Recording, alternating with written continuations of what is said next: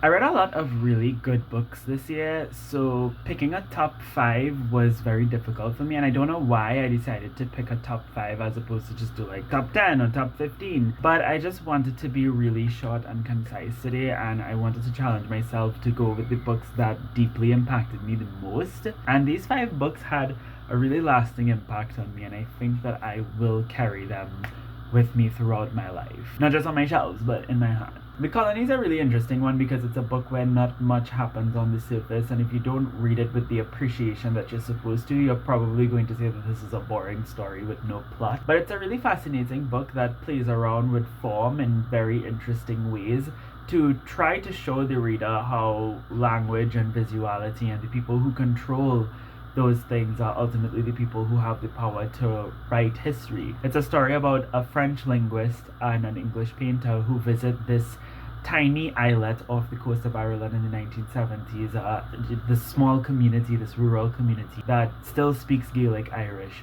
And the two of them end up going head to head about what they think is better for the people of this island.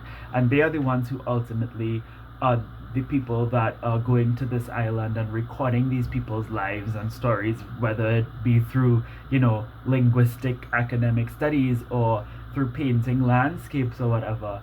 And they are the ones who are going to leave and tell these people's stories. That's what this book is about. It's about the power of the pen, the power of the people who have the ability to write the history of a community who don't really get to have a voice of their own. It's just a really interesting story that explores something that is so vast and that's so applicable towards different communities and societies throughout history, but using this tiny example of this islet off the coast of Ireland to show that.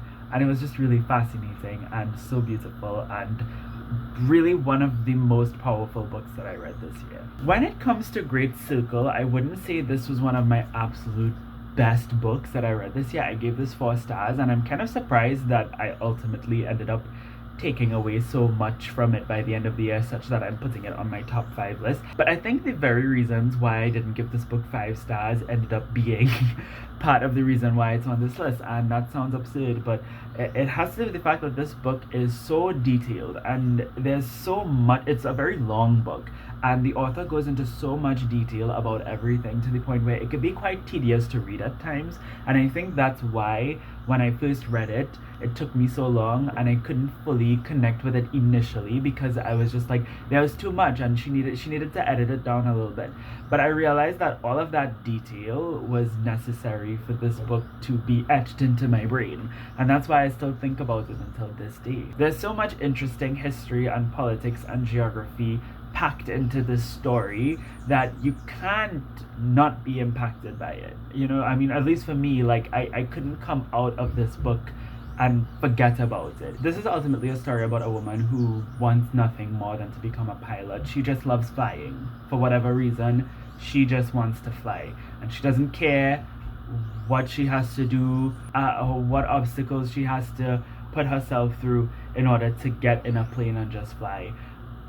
She's going to do it. And that is what I love the most about this story. It's a story about a woman who does not care about convention. She does not care about anything. She's not even pushing boundaries because she wants to push the boundaries. She's just a human being who really loves something and really wants to do that thing. And I think we could all relate to that to some extent. There was just something about reading about her passion and her love for flying and her desire to be a pilot that I just found so incredibly inspiring and enthralling. And that's really what I think impacted me the most about this story. We as people, we just want to do the things that we love, but for some of us, because we might be a woman or we might be this or we might be that, it's not in the books for us, or people think it's not in the books for us, and we're not raised or oriented towards pursuing that thing that we really love. And this is a story about a woman who was like, fuck that shit, I'm going to do what I want to do, and I'm gonna do whatever I have to do to get there. Young Mungo by Douglas Stewart. I have never felt so utterly heartbroken and in love with a story before. This book was so beautifully written and it felt so purposeful. Every character, every scene, every word felt like it had a purpose. There was no filler in this story. This was a rich and dense story. And I don't even have the words to describe it, what it did for me. This is one of those books where you just want to keep reading because you want everything to work out for these characters. You're getting so much anxiety. You hate certain people, you love certain people, you don't know what to think about other people in between. It's a story about a boy, a queer boy growing up in Glasgow in the 80s, and he has an abusive mother who sort of just neglects him and his siblings, and it's about him falling in love with another boy and coming to terms with that within his cultural context, and the way that Douglas Stewart is able to explore the ins and outs of growing up in this sort of working class community, in this dysfunctional family environment, at the intersection of discovering your sexuality or coming to terms with your sexuality and coming to terms with who you love and who you want to spend your life with. It was just done so well. And I could understand. I really need to read Shuggie Bain, because from what I understand, Shuggie Bain is more or less kind of like the same thing, but just with different characters. But I don't know. It's difficult for me to even say. That's when it's a good book, because you can't even put into words what it meant to you.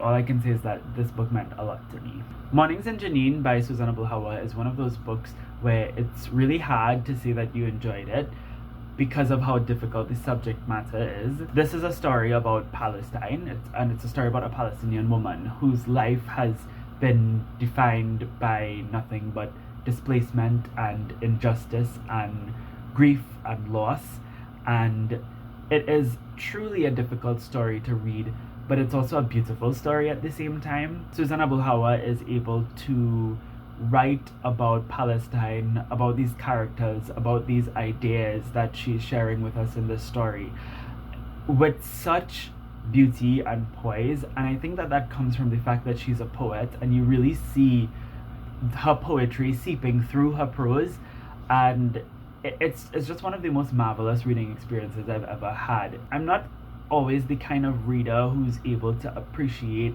the beauty of an author's writing style. I could love your story and your characters, but feel very ambivalent towards your writing style. It's very rare that I'm able to be wowed by an author's way with words, and this is one of those rare cases where something about the way that Susanna Bulhawa writes, the way that she puts her words together, and the way that she constructs her sentences and paragraphs to tell this really interesting, thoughtful, heartbreaking, but also incredible story. Even though this is the second to last book I'm talking about in this video, it probably is my favorite book of the year and one of my new all-time favorite books. It is splendid, and if you have not read this as yet, please fix your life and do that. I think the reason why I left Guapa by Salim Haddad for last is not necessarily because it's my most favorite best book of the year or best book of all time, but this is a book that I was able to see myself in like no other, which is weird to say considering how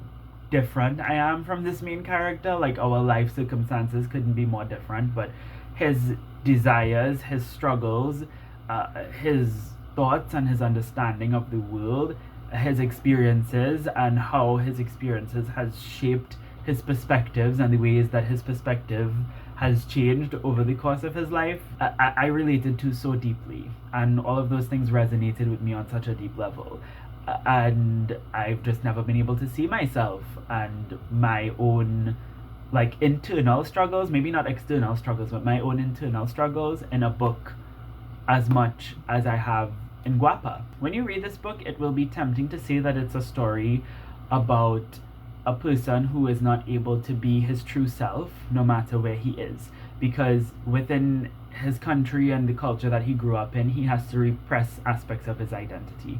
But when he removes himself and he goes to a Western country and he has more freedom, he also ends up having to repress other aspects of his identity. So it's a story that you'd think is about, where he can't find his true self.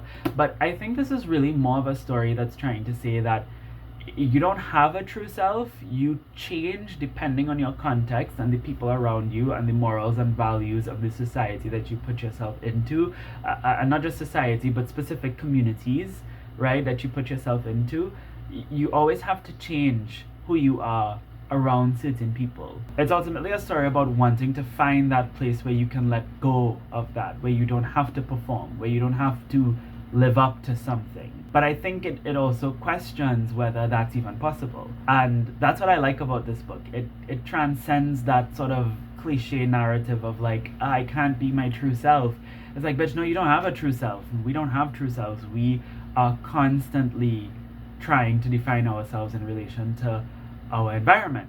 I think the real goal is to find a place where that performance is not something that impedes on our happiness, if that makes sense. And I think that's what Guapa was for the main character. Guapa was this like bar that he used to attend where I think he could let go of all of the expectations and just be himself as much as he could.